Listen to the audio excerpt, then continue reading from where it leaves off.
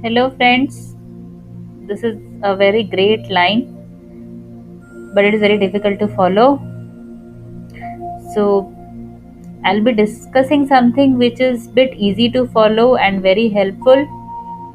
So, let's start. So, it's awareness. These are the five sense organs that we have as a human being. We all must have read about this during our school days. So, out of this, I'll just filter out two things which we can put it as a habit in our day to day life to gain something. So, when I'll discuss that in detail, you'll get to know the benefits of it and the process about it.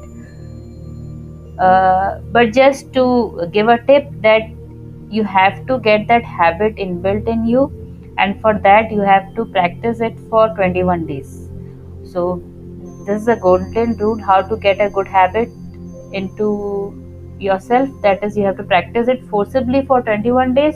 After 21 days, your body, your mind will lead you to do that thing of its own. So, we'll just start.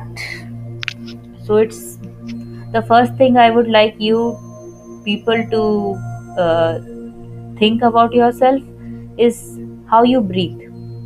It's a very important thing for a human, and your breath will tell how healthy you are, or whether you are going to fall sick or not, or whether there is any other issues going on with you. So I would like you to maintain a record that how you are breathing when you are sleeping, when you are just awake, the early morning, the first breath that you know after you are awake, when you are running or doing any physical activity like dancing, singing, gymming, yoga. How is your breath during that time? And when you are ill, how do you breathe? Like if you have fever, how do you breathe? If you have headache, how do you breathe? If uh, suppose if you got into an accident, how do you breathe because of its effects? After taking a bath, how do you breathe? And most importantly, after any emotional situation you have been through, how do you breathe? This emotional situation can be something long term or short term, like you are excited about something, you are happy about something, how do you breathe? So keep a record of that, that how does your breathe go during all the situations. So afterwards, whenever you will feel that this is not normal, your breath is not normal, because you already have a record in your mind how you breathe during all the situations.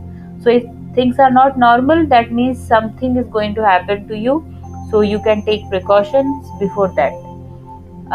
So this is the best way to be healthy.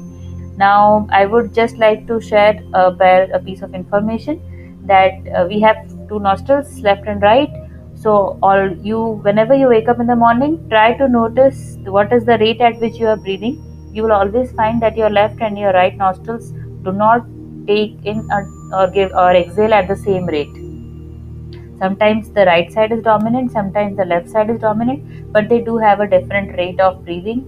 It is only when you are doing any hardcore exercises or running or emotion, or when you are very high with emotions, you will see you will be not able to differentiate the rate of respirations between these two nostrils.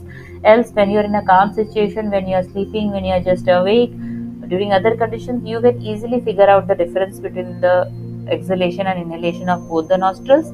It is quite normal, but our aim should be to bring it to equilibrium. Both our nostrils should be exhaling and inhaling at the same rate. Then only you are completely healthy. So by doing so, you are giving time for your health. So this will hardly take some few seconds to keep a note of your breath. You just have to remind your mind to observe your breath and record it somewhere in a diary, in a book, or in your phone, anywhere. Or if you are memorable enough, you just keep it in your memory. So this is your first step towards your health. It's very easy. You have to just take care of your breath. In fact, breathe is a very great option for weight loss. In Japanese techniques, you'll see they just use breathing exercises for weight loss, and it does work. So try this. Next will come to body. You should understand your body, how it reacts to what. So these this is these are the seasons like winter, summer, and rainy. How your body reacts during these different seasons. How your body reacts to gymming, how your body reacts to yoga, how your body reacts to the sun, how your body reacts to the moon, like how do you feel during the day, how do you feel during the night. So that is where you come to know whether you are a day person, you are a night person, you are an evening person, when your energy is high. Not all people are not same, that everyone will be active during the day or everyone will be active during the night. It's different. We are built differently, we have different skill sets, we have different energy levels, and we have different time at which we are at our best. So specifically you should be knowing this, how the weather conditions affect your body and how the food affects your body. Only after observation you'll come to know whether you are lactose intolerant, whether you get migraine after having ice cream, uh, or any cold or excess hot objects, you start getting headache. These are things only you'll come to know when you observe how your body reacts to certain food, certain temperature, or certain other activities. Like when you fly, this plane doesn't look like a plane, so I have tried to mention indigo in it. And this is a train, just in case if you are not able to guess.